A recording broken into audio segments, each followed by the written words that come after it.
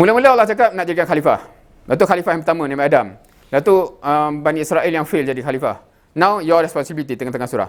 Daripada tengah surah sampai hujung, there's a lot of responsibility of khalifah yang Allah sebut. Kita ambil contoh Ni page 28. Page 28 maknanya second half surah Baqarah Siapa familiar ni? Sorry lah kecil sikit, tapi sebab snapshot Quran tu dia macam itulah nak size dia kan. Siapa dapat baca ayat ni?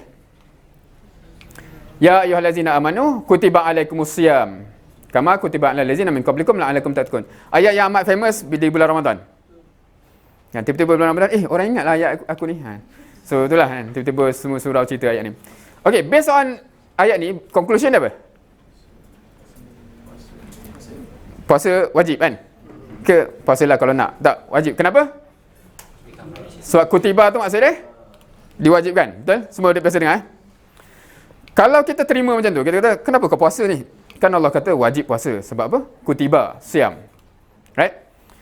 Dan perasan tak, page sebelum tu, page sebelah je, page sebelah. Tak payah belik pun kalau dalam Quran Mashaf lah. Kalau apps kenalah belik juga kan. Tapi kalau Mashaf tu sebelah je. Perasan tak ada ayat ni? Ya ayyuhallazina amanu kutiba alaikumul qisas. Kutiba juga. Ni wajib apa?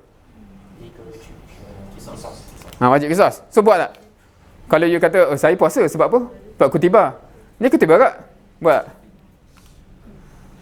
Lepas tu kat sini pula. Kutiba alaikum iza hadara ahadakumul maut in taraka khairanil wasiyah.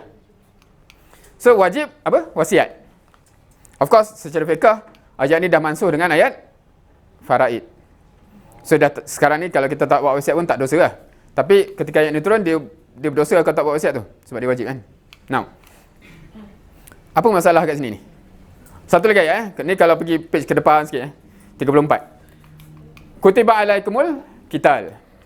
Now, saya rasa benda ni interesting lah sebagai seorang Muslim Kita declare, kita puasa dan kita serius jaga puasa sebab Allah kata wajib. Kenapa wajib? Kutiba. Exactly kutiba ni kita seolah macam tak pernah perasan. Walaupun sebelah pun kalau kita kata, aku baca, kau tahu mana? Aku baca Quran nak kat sini. Tapi page ni kau skip ke? Dia macam, kan page sebelah je. So that's weird tak? Ke tak weird? Memang lah. Sebab ni tak masuk silibus sekolah. Dia petik sini je. Macam ni, bukan salah aku kan. Siapa suruh tak baca Quran kan? Okay. Apa maksud yang saya nak highlight kat sini? If you notice, puasa, wasiat, qisas, qital, itu represent banyak-banyak ayat lain 4 kategori tuntutan khalifah.